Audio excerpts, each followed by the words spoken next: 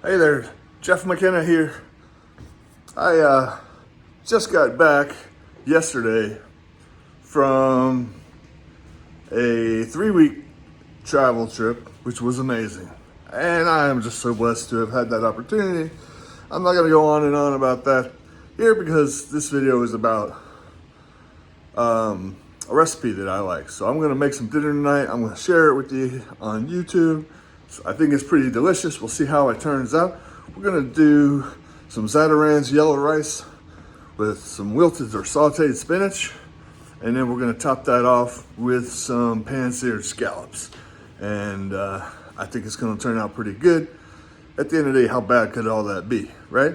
So stay put and hang tight and we'll get cooking. Okay, we're gonna start off, just get this rice going. We got prepackaged Zatarain's yellow rice. Got just about everything we need in the kit. You need to add two and a half cups of water. Got some butter in there. A little heat would help. See, let's go to on the high on the front one. And then you just pop that lid on, let it heat up. That's pretty much it on the rice. All right, so we got that rice coming to a boil here.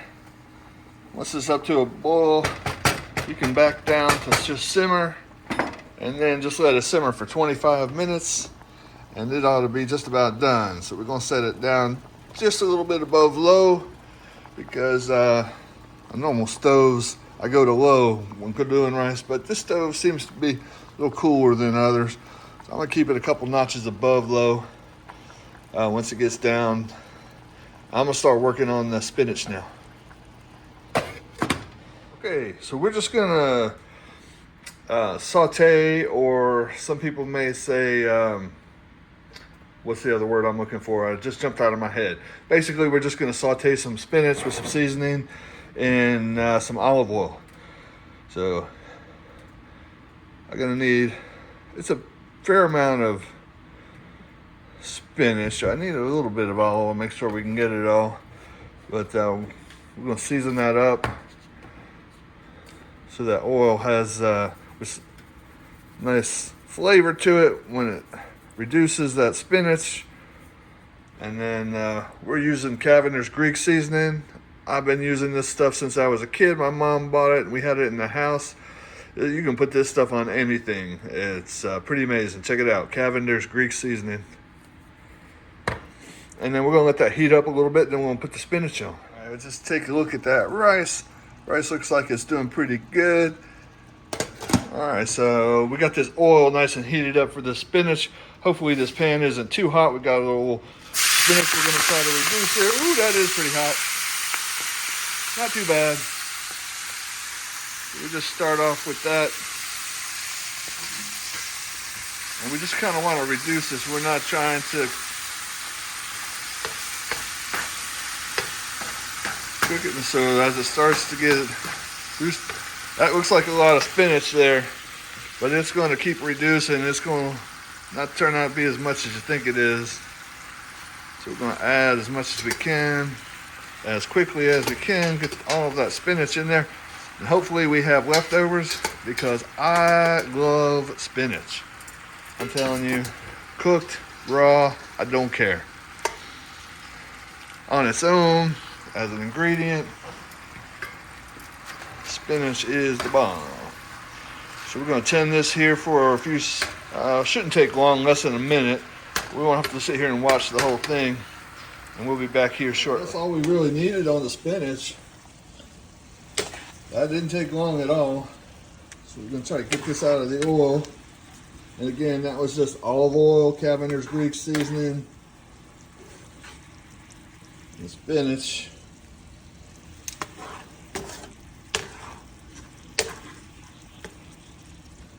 All right.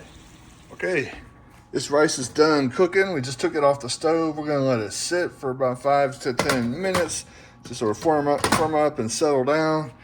And now we got to move on to the final step here, which is to get these scallops cooking. So, that said, got a little butter here. And get that melted good and heat it up a little. And here are these scallops. I've got these pre-seasoned with a little bit of Tony Chachere's, which is a Cajun seasoning. It's readily available in most stores. You can't see that with my shadow here. But we'll get these cooked up and then we'll plate it up and see what it looks like. All right, got our butter melted and it's warming up a little. Before it gets too hot, we're gonna go ahead and pop these scallops in there.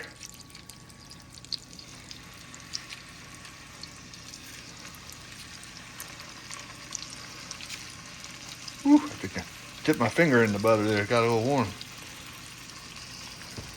All right, these won't take too long. We'll flip them a couple of times, get them nice and cooked, maybe a little char on the top and bottom, and still nice, juicy and tender on the middle. And then we'll plate up. All right, so we are all done cooking. Now it's just time to plate up. Take a look at how those scallops came out. Get out of my shadow. The spinach and the rice is all done. So I'm not gonna be able to do this and film at the same time. So we'll start off here and I'll just stop here and make another. I'm trying to get a little fancy with my plating tonight. So I just took a little bowl that I had and used it as kind of like a mold for that rice. And we're just gonna top this off.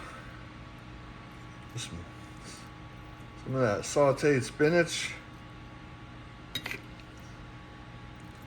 That ought to be enough, I think. All right. Bring these scallops over here. I should put that big one right on top.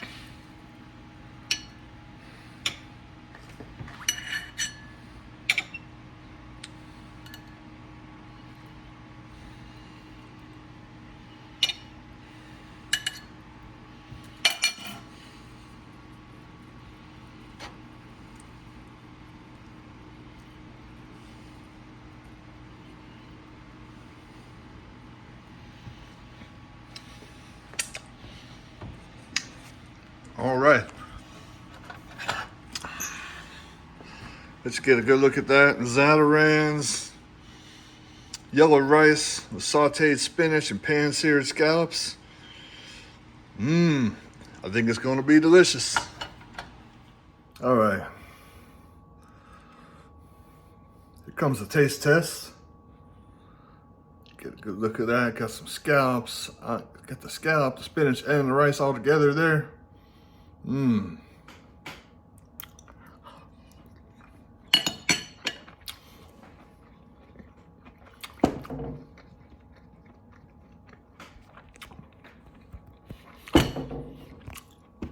That's really delicious. Those scallops, they're really light flavor.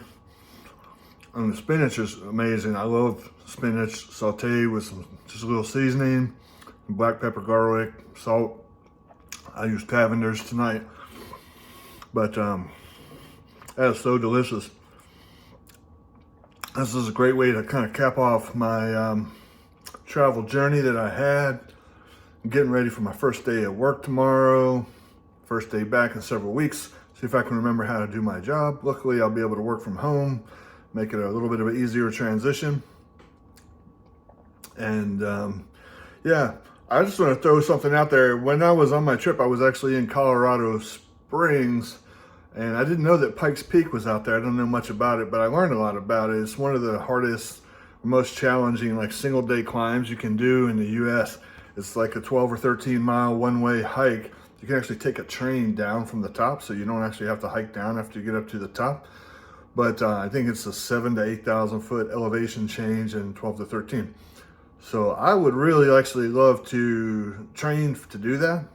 Not a lot of hills real close by for me to practice elevation change, but doesn't mean that I couldn't, hit the gym. And I just think it'd be a great way to keep me motivated, to have a goal that I'm working towards this spring or this summer to get out there and try to hike Pikes Peak. So if that sounds like something that you'd be interested in doing, hit me up, drop me a comment, or let me know, because you know, the more the merrier, and when you're doing something like trying to hike like that, it helps to have other people to motivate you. So anyway, thanks for watching. I hope you guys like the recipe if you try it yourself, and y'all be good. Peace out. Hey, I just wanted to add a quick appendix, or appendage, what, I don't know what the word I'm looking for, but when I was cooking, I was trying to think of the word instead of sauteing when it comes to spinach. A lot of people won't use the word saute, and I couldn't think of the word. I was trying to think of it when I was recording, but actually here almost about to finish my meal, and the word just pops into my head, of course. So I was thinking wilted instead of saute, for some reason, because when you put spinach in a pan, it tends to flash and reduce really quickly. So I've heard that used before, and I just wanted to throw that in. All right, bye.